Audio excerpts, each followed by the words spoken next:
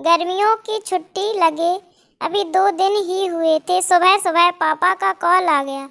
बोले, बेटा कब आओगी? मैंने अनमने मन से बोल दिया, पापा कुछ पक्का नहीं है, ऋषि टूर पर गए हैं, उनके आने के बाद देखती हूँ। पापा की आवाज़ रुआसी हो गई। बोले, बेटा तुम्हारी माँ नहीं है तो क्या हुआ, तुम्हारा मायका तो है और मैं तो हूँ। ऋषि से बात करो और जल्दी आ जाओ। मैं जी पापा के आगे कुछ बोल ही नहीं पाई। जब तक माँ थी उनसे रोज़ फ़ोन पर ढेरों बात करती थी। साल में एक बार गर्मी की छुट्टियों में पूरे 10 दिन के लिए मायके जाती थी। वो सुख किसी जन्नत से कम नहीं था। बच्चों से ज़्यादा मुझे गर्मियों की छुट्टी का इंतज़ार रहता था, पर जब से माँ गई मेरा मायके जाने का मन ही नहीं करता। ऐसा लगता जैसे मेरा मायका ही ख़त्म हो गया। एक सूनापन, एक खालीपन सा मेरी ज़िंदगी में भर गया था। पापा एकदम शांत स्वभाव के थे और कम बोलते थे, पर सबकी ज़रूरत का पूरा ध्यान रखते थे। ऐसा नहीं कि मैं पापा को प्यार नहीं करती थी, पर बचपन से मैं माँ के ज़्यादा करीब थी, या यूँ कहूँ कि मेरे दिल के सबसे करीब थी। अपने सारे सुख दुख एक सहेली की भांति मैं उनसे साझा करती थी। आज सुबह सुबह पापा का कॉल आया तो उन्हें मना नहीं कर पाई। पापा का दिल रखने के लिए ऋषि से बोलकर अगले ही हफ्ते के टिकट करवा लिए और पहुंच गई मायके। जैसे ही दरवाजे पर पहुंची, माँ की याद आ गई। ऐसा लगा जैसे वो अभी बाहर निकलकर मुझे गले लगा लेंगी। सोच के आंखें इतनी ज़्यादा भर आईं, किंतु आज माँ की जगह पापा बाहें फैलाए मेरा इंतज़ार कर रहे थे। सालों बाद पापा को गले लगा के खूब रोई। पापा ने अपने आंसू छुपाते हुए प्यार से मेरे सिर पर हाथ फेरा तो दिल थोड़ा हल्का हो गया। बहुत दिन बाद पापा को देखा, कमज़ोर लग रहे थे। वैसे तो भाई भाभी और पापा सभी मेरा बहुत ध्यान रख रहे थे।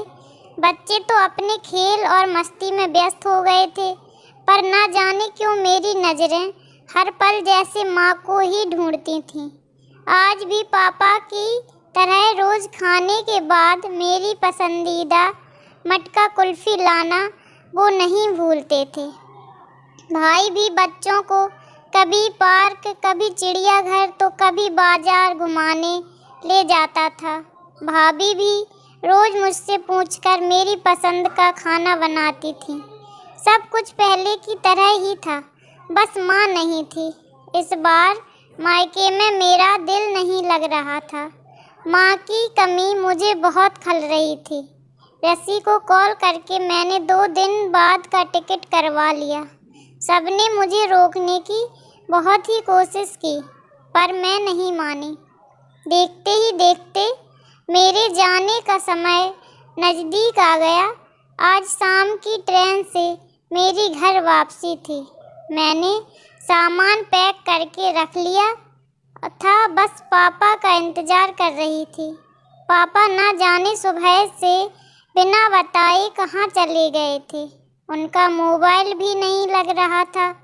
मन घबरा रहा था, बिना बताए आखिर कहाँ गए। इधर मेरी ट्रेन का समय भी होता जा रहा था। समझ में नहीं आ रहा था कि क्या करूं। तभी पापा का कॉल आया। बोले, गुड़िया तुम लोग स्टेशन पहुंच जाओ, मैं सीधे वहीं पहुंच रहा हूं। हम लोग स्टेशन पहुंच गए। ट्रेन सही समय पर थी। पापा स्टेशन पर हमारा इंतज़ार कर रहे थे। उनके हाथ में एक बॉक्स था। उन्होंने मुझे देते हुए गले लगाया और बोले, इसे ही लेने गया था, इसलिए देर हो गई, संभाल के रखो। मैंने आश्चर्यचकित होते हुए पूछा, इसमें क्या है? पापा की आंखें भर आईं। अपने आंसू पोंछते हुए बोले, तुम्हारी माँ का प्यार। कुछ समझती तभी ट्रेन आ गई।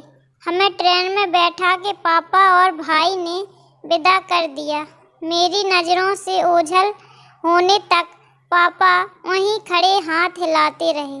मैं भी एक टक न जाने कब तक बाहर खिड़की से उन लोगों को निहारती रही। तभी बेटे ने आवाज़ दी और मेरे हाथों में एक चिट्ठी थमाते हुए कहा, मम्मी, नाना जी ने ये आपके लिए दिया है। मैंने तुरंत चिट्ठी खोली। मेरी प्यारी गुड़िया रानी, सदा खुश रहो। जब तक तुम्हारी माँ थी, तुम्हारी हर छोटी बड़ी बात का ख्याल रखती थी। मैं जानता हूँ कि मैं तुम्हारी माँ की जगह तो नहीं ले सकता, पर उनकी कमी की पूर्ति करने की मैं कोशिश तो कर ही सकता हूँ। आज तुम्हारी माँ होती तो हमेशा की तरह तुम्हें अपने हाथों से तुम्हारे लिए बड़ी पापड़ अचार बना के साथ भेजती। माँ के हाथ का तो नहीं, पर उसके जैसा स्वाद सब सामान एक दुकानदार से बनवाने की मैंने कोशिश की है। उम्मीद है तुम्हें पसंद आएगा। और हाँ बेटा, माँ नहीं तो क्या हुआ, तुम्हारा मायका और हम तो हैं। पहले की ही तरह तुम्हारा इंतज़ार हम लोगों को हमेशा रहेगा। ढेर सारे प्यार और आशीर्वाद के साथ, तुम्हारे पापा। पत्र पढ़ते पढ़ते मेरी आँखों से अश्रुधारा बहने लगी।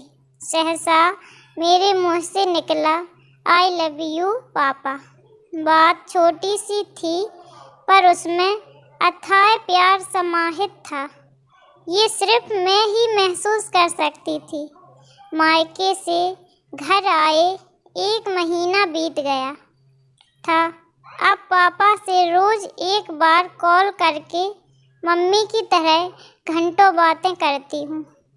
तो दोस्तों, आई होप कि आपको ये कहानी पसंद आई हो। अगर आपको कहानी पसंद आई हो तो लाइक, कमेंट, शेयर ज़रूर करें।